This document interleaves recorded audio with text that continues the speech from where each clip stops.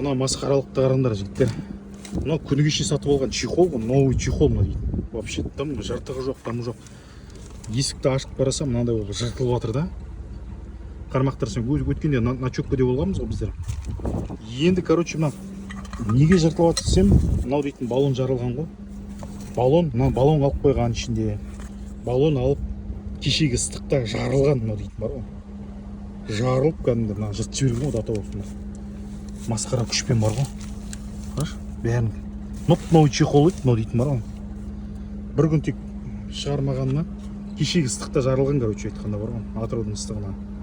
Сондықтан сақ болыңдар жігіттер. Андай қалдырып кетпеңіздер. Ескерту болсын сіздерге бар ғой. Құдайға шүкір әйтеуір өртен күтпегеніне. Осындай жаңалық, короче бар ғой.